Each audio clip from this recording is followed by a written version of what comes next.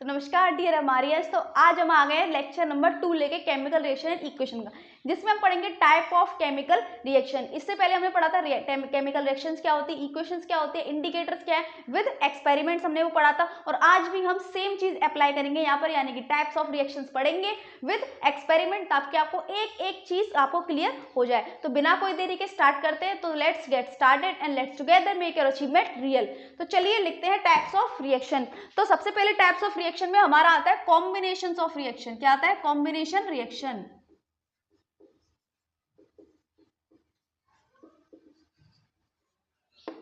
Combination reaction, okay. तो combination reaction क्या होता है? जैसे कि वर्ड कॉम्बिनेशन से पता चलेगा कुछ चीज कंबाइन मिलेगी, तो डेफिनेशन लिखते हैं।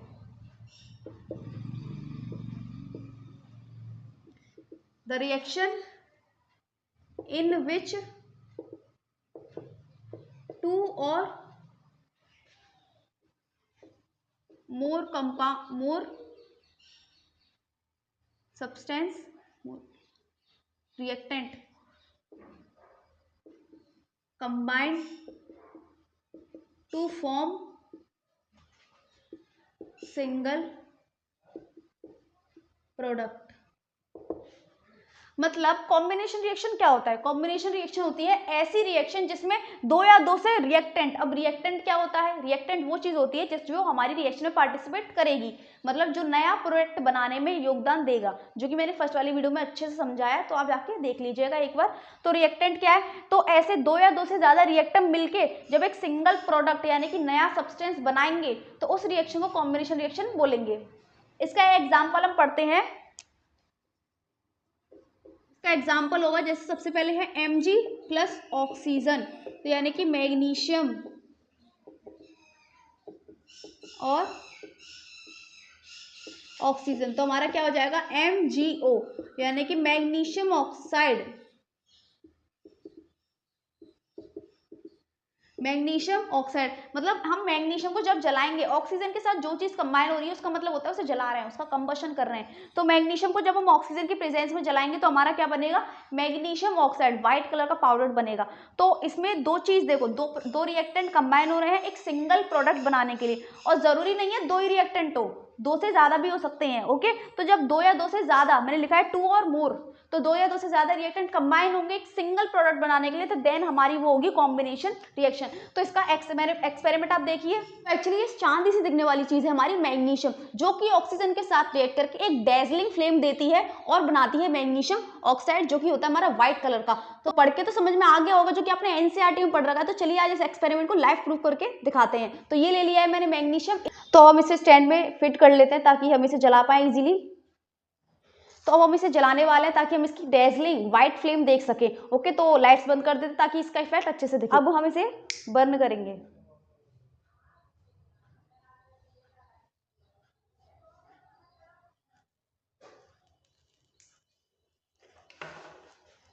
तो आप एकदम करेक्टली देख सकते हो कैसे एक व्हाइट डेजलिंग फ्लेम हमें देखने के लिए मिल रही है जब मैग्नीशियम ऑक्सीजन के साथ रिएक्ट करता है। अब ये जो व्हाइट पाउडर है ये हमारा मैग्नीशियम ऑक्साइड, जैसा कि हमें बुक में तस्वीर दिखाई जाती है कि मैग्नीशियम ऑक्सीजन के साथ रिएक्ट करेगा तो मैग्नीशियम ऑक्साइड बनाएगा। तो ये जो व्हाइट पाउडर दिख रहा है वो हमारा क्या है? Magnesium oxide. तो देखा आपने कैसे मैग्नीशियम जल रहा था और कैसे डेजलिंग फ्लेम दे रहा था, व्हाइट डेजलिंग फ्लेम। तो और जो बना व्हाइट कलर का पाउडर हमारा बना वो था हमारा मैग्नीशियम ऑक्साइड। तो दो चीज हमने कंबाइन करी थी, एक मैग्नीशियम और एक ऑक्सीजन, जो कि एयर से हमने ली, तो जलाया, तो देन हमारा एक अलग प्रोडक्ट बना मैग्नीशियम ऑक्साइड। तो ये रिएक्शन हो गया हमारी कॉम्बिनेशन रिएक्शन, ओके। तो ऐसे अगर हम एक और एग्जाम्पल अगर हम लिखना चाहें तो वो हमारा हो जाएगा CaO, कैल्शियम ऑक्साइड, जो कि मैंने फर्स्ट लेक्चर में भी बताया था। इससे हमारा क्या होता है? जो हम क्या बनाते हैं घर पे, सफेदी बनाते हैं, जिसे हम सफेदी बोलते हैं, जो घर पे सफेदी होती है, व्हाइट वॉश होती है। तो जब सफेदी बनाते हैं तो उसके लिए हमारा ये यूज होता है, मतलब मटके में वो सफेदी घोलते हैं ना, तो वो रिएक्शन है ये। मतलब तुम्हारे घर पे ये रिएक्शन होती है लेकिन तुम्हें पता नहीं है। कैल्शियम हाइड्रोक्साइड,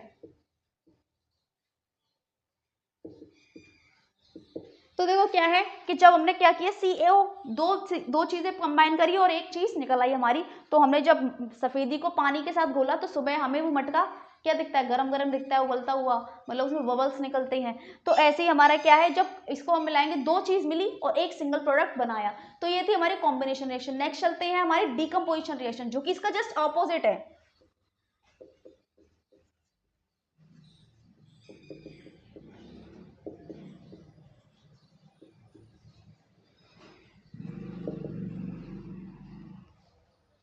नेक्स्ट है डीकम्पोजिशन रिएक्शन। तो इसमें क्या है, द रिएक्शन इन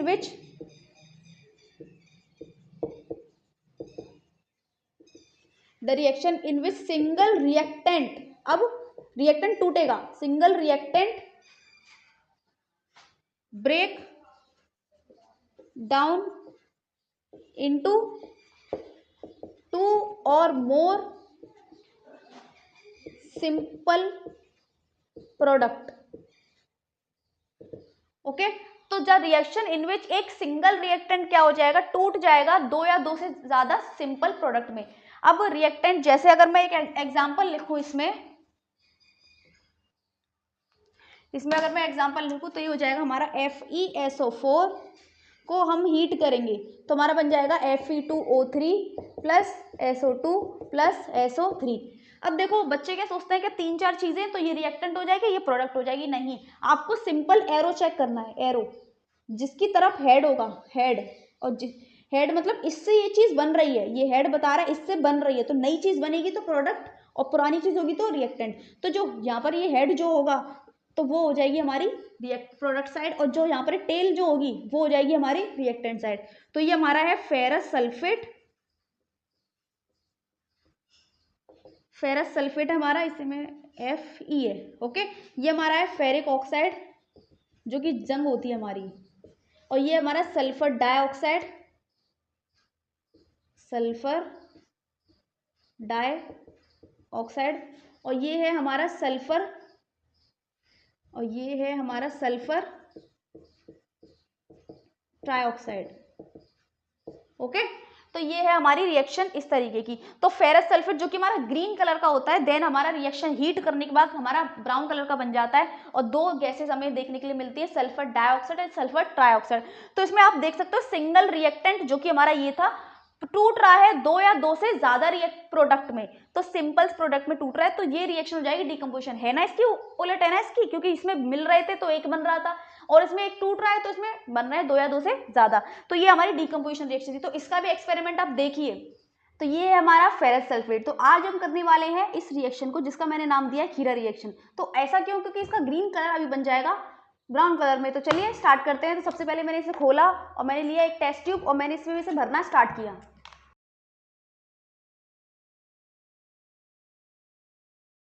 तो ये मैंने भर लिया है फेरस सल्फेट, और जिसका आप कलर देख सकते हो ये क्या है, ग्रीन कलर का। तो अब हम इसे हीट करने वाले हैं और देन देखेंगे क्या रिएक्शन होगा इसका। तो पहले मैं इसे क्या करूं, स्टैंड में लगा देती हूँ। तो अब हम इसे हीट करने वाले हैं, चलिए स्टार्ट करते हैं।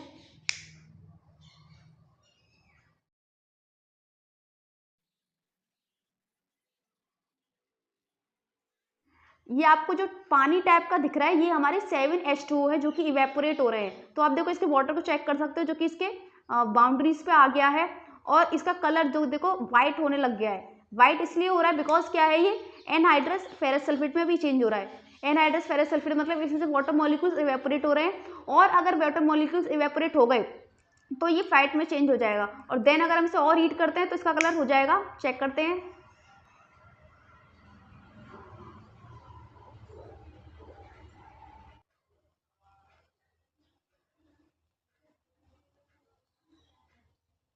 तो ये हमारी रिएक्शन कंप्लीट हो गई है। तो आपको ये टेस्ट ट्यूब में दिख रहा होगा ये ब्राउन ब्राउन कलर का सब्सटेंस जो कि हमारा फेरिक ऑक्साइड बना है जब हमने फेरस सल्फेट को अच्छे से हीट किया। तो आपको ये ब्राउन सब्सटेंस दिख रहा है, अच्छे से दिख रहा है आपको ब्राउन कलर का। तो ये हमारा फेरस सल्फेट है जो कि फेरिक ऑक्साइड में चेंज हो चुका है, जो कि किसमें है, ब्राउन कलर में। ओके, तो ये थी हमारी फेरस सल्फेट की रिएक्शन। तो आपने देखा तो कैसे हमारा फेरस सल्फेट जो कि ग्रीन कलर का था हमारा ब्राउन कलर का बन जाता है और उसमें गैसेस भी निकलती हैं, और जो वाटर वेपर्स निकल रहे थे उसमें वो था उसके वाटर मॉलिक्यूल्स की वजह से। क्योंकि इसका पूरा फॉर्मूला अगर मैं लिखूं तो वो हो जाएगा FeSO4.7H2O, यानी कि जो वेपर्स हमें निकल रहे थे टेस्ट ट्यूब में वो थे हमारे 7H2O। तो इस समय ये पता चलता है कि इसमें वाटर प्रेजेंट होता है, वाटर ऑफ क्रिस्टलाइजेशन। तो वाटर की वजह से ही इसका क्या होता है, हमारा ग्रीन कलर होता है। तो इसको ग्रीन से ये ब्राउन बन जाता है, तो इसको हम क्या बोल सकते हैं, तो इसका एक नाम है, तो मैं वो लिख देती हूँ। तो इसका नाम मैंने दिया है खीरा रिएक्शन। खीरा रिएक्शन। अब खीरा रिएक्शन क्यों दिया है, क्योंकि तुमने देखा होगा खीरा क्या है, हमारा ग्रीन कलर का खीरा होता है।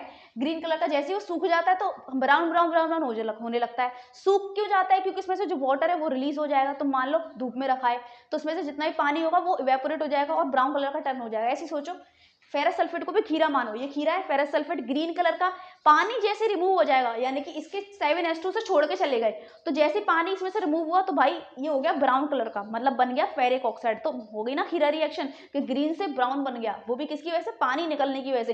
तो ये थी हमारी खीरा रिएक्शन, डिकम्पोजिशन रिएक्शन, जिसका आपने एक्सपेरिमेंट भी देखा और आपको समझ में भी आ गया होगा। तो चलिए चलते हैं नेक्स्ट पे। अब हम आ गए हैं डिस्प्लेसमेंट रिएक्शन पे। अब कुछ नाम देख के पता चल रहा है कि कुछ ना कुछ तो डिस्प्लेस होगा। तो चलिए चलते हैं डिस्प्लेसमेंट रिएक्शन। अब डिस्प्लेसमेंट रिएक्शन में क्या डिस्प्लेस होगा, अब भाई कंपाउंड एलिमेंट्स की बात कर रहे हैं हम, तो वही तो डिस्प्लेस होंगे। तो चलिए चलते हैं देखते हैं क्या है। तो the reaction in which more reactive compound, the reaction in which more reactive compound displaces, compound नहीं element लिख देते हैं, more reactive element displaces less reactive element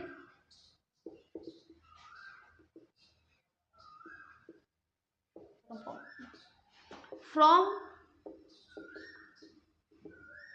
their compound।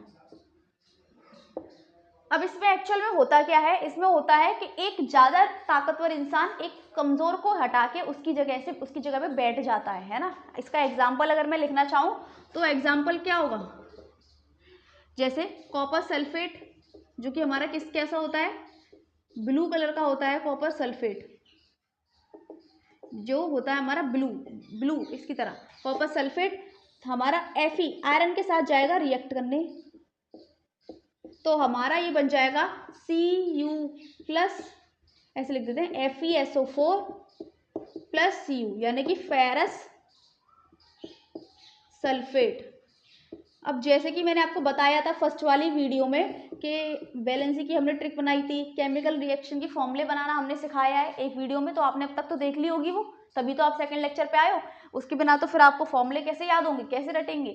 तो रटने से अच्छा है समझ लो बनते कैसे हैं, ताकि आपको फिर तो कोई सा फेरस सल्फेट आ जाए, मैग्नीशियम सल्फेट, बेरियम सल्फेट कुछ भी आ जाए तो आपको बनाना इजीली आ जाए। आपको किसी का रट्टा वट्टा ना चक्कर मत रखो, सिंपल पढ़ो, याद करो। और बहुत अच्छे से पढ़ाया है, वैलेंसी की ट्रिक है बहुत फनी जो कि आपको वैलेंसी अगर याद नहीं होती तो आपको याद भी हो जाएंगी, तो उसे देख लीजिए। और इसमें भी मैं डिस्क्रिप्शन में इसका लिंक ऐड कर दूंगी।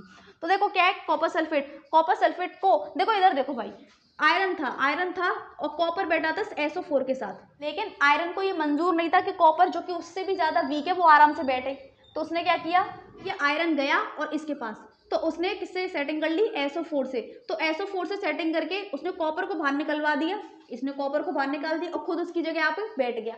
तो इसका मतलब स्ट्रॉन्ग वाले ने वीक वाले को हटा दिया उसके रास्ते से। अब ये कैसे पता चलेगा कौन स्ट्रॉन्ग है कौन वीक है, तो ये पता चलता है हमें मेटल की रिएक्टिविटी सीरीज से। अब रिएक्टिविटी सीरीज की भी मैंने वैलेंसी में ही आपको ट्रिक करवाई है, तो उसे भी आप रट लेना अच्छे से, मैं उसका भी लिंक डिस्क्रिप्शन में ऐड कर दूंगी, उसे भी आप अच्छे से कर लेना। उसमें भी आपको पता चल जाएगा कौन सी ज्यादा रिएक्टिव है कौन कम रिएक्टिव है। ओके, तो आयरन हमारा कॉपर से ऊपर आता है तो ये ज्यादा स्ट्रॉन्ग हुआ, इसीलिए। ऐसे ही अगर मैं और लिखूं, जैसे CuSO4 में मैं जिंक करूं, जिंक इस बार मैंने किया जिंक, ओके, ये कॉपर सल्फेट है तो ये बन जाएगा ZnSO4 + Cu, तो ये बन जाएगा जिंक सल्फेट बन जाएगा। तो ये देखो जिंक अभी भी स्ट्रॉन्ग है, तो उसने दोबारा से कॉपर को उठा दिया और SO4 आ गया, Cu आ गया, है ना। तो इससे हमें पता चला कि स्ट्रॉन्ग वाला हमेशा वीक वाले को हटा देता है, इसलिए स्ट्रॉन्ग बनो। तो डिस्प्लेसमेंट रिएक्शन में यही वाला कॉन्सेप्ट हमें समझाया कि कैसे एक स्ट्रॉन्ग वीक वाले को उसके जगह से हटा देता है और खुद बैठ जाता है। और इसमें ये होती है चेंज, केमिकल रिएक्शन में कलर चेंज होता है इसमें। ओके, कलर चेंज मतलब ये हो जाएगा ब्लू से ग्रीन। अब आप इसका एक्सपेरिमेंट देखिए पहले। तो ये है हमारे पास कॉपर सल्फेट। तो आज हम देखेंगे कि कॉपर सल्फेट में जब हम आयरन को प्लेस करते हैं तो क्या होता है। तो ये हमारा कॉपर सल्फेट और ये हमारा डिस्टिल वाटर, जिसमें हम क्या करेंगे, कॉपर सॉल्यूशन बनाएंगे, कॉपर सल्फेट सॉल्यूशन बनाते हैं। तो चलिए देखते हैं।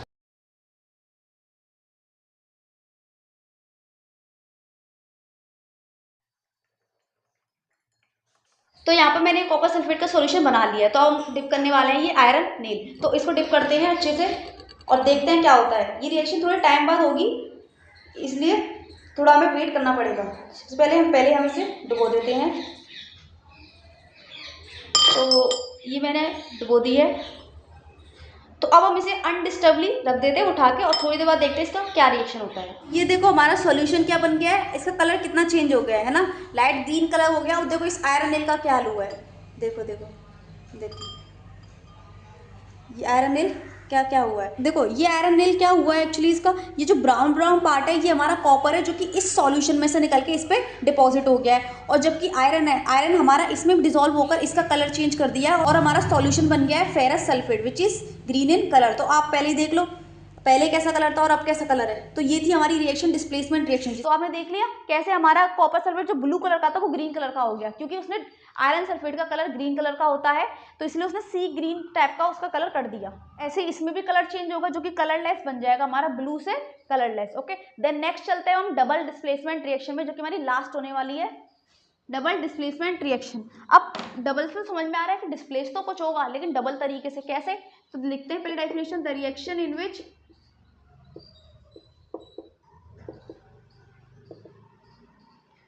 exchange of ion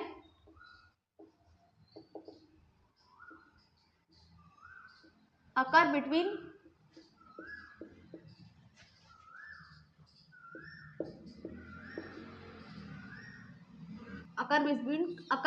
compounds। अब इसका एग्जाम्पल क्या होगा, अब एक इसका एग्जाम्पल पहले मैं लिख देती हूँ यहाँ पर, BaCl2 प्लस Na2SO4।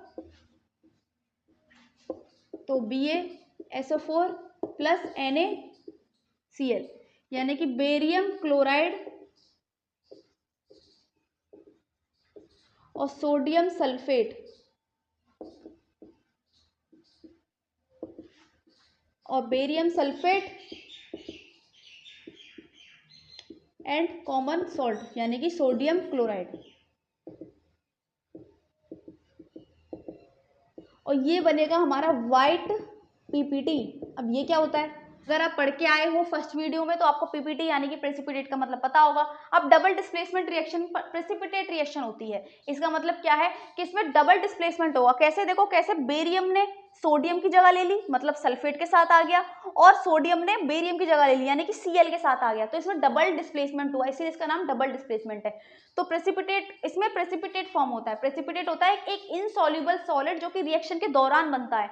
अब जो मतलब रिएक्शन के दौरान बनता है, मतलब सॉलिड मतलब पाउडर फॉर्म में, एक तरीके से आप मान सकते हो। तो आप इससे पहले इस रिएक्शन की आप एक्सपेरिमेंट देखो। तो ये है हमारा सोडियम सल्फेट और ये है हमारा बेरियम क्लोराइड, और इन दोनों की रिएक्शन होती है प्रेसिपिटेट रिएक्शन। तो एक्चुअली हम स्टार्ट करते हैं BaCl2 से। इसका मैंने सॉल्यूशन बना रखा है यहाँ पर पहले से ही, और Na2SO4 का सॉल्यूशन हम मिलाएंगे। और जैसे ही BaCl2 और Na2SO4 का रिएक्शन करवाएंगे तो हमें एक वाइट पीपीटी देखने को मिलेगा। तो चलिए चलते हैं, देखते हैं। तो ये हमने BaCl2 का सॉल्यूशन पहले ही बना लिया, तो हम Na2SO4 का और बना लेते हैं। Na2SO4 का मैं बनाऊंगी इस टेस्ट ट्यूब में। तो ये है हमारा Na2SO4। अब जैसे ही मैं इसमें पुट करूंगी तो इस रिएक्शन को बहुत अच्छे से देखना है, क्योंकि मैं एक वाइट पीपीटी मैजिकल होते हुए दिखेगा।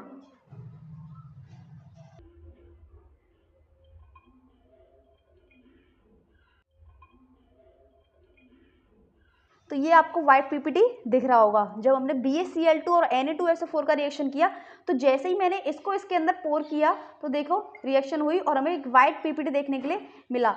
तो अब मुझे आप बताना है कि वाइट पीपीटी का फॉर्मूला क्या होगा जो इसमें बनेगा, और देन इसमें इसके अलावा और क्या क्या चीज बनेगी। तो आपने देखा कि कैसे मैंने सॉल्यूशन जैसे ही उसमें पुट किया, यानी कि BaCl2 में मैंने सोडियम सल्फेट को जैसे ही डिप किया, पुट किया, तो उसमें एक वाइट कलर का एकदम धुआं सा उठा। तो वाइट कलर का कोई धुआं वुआं नहीं था, वो पीपीटी था, जो कि हमारा क्या बन चुका है, जो पीपीटी है उसका फॉर्मूला क्या है, बेरियम सल्फेट, और जो सॉल्यूशन में रह गया वो था हमारा NaCl। तो ये था हमारा पीपीटी रिएक्शन। तो इसमें क्या है, ऐसी हमारी कई सारी रिएक्शन है जिसमें येलो पीपीटी बनता है, जैसे रेड नाइट्रेट जो होता है वो हमारा पोटेशियम आयोडाइड के साथ रिएक्ट करता है, तो उसमें हमारा येलो पीपीटी हमें देखने के लिए मिलेगा।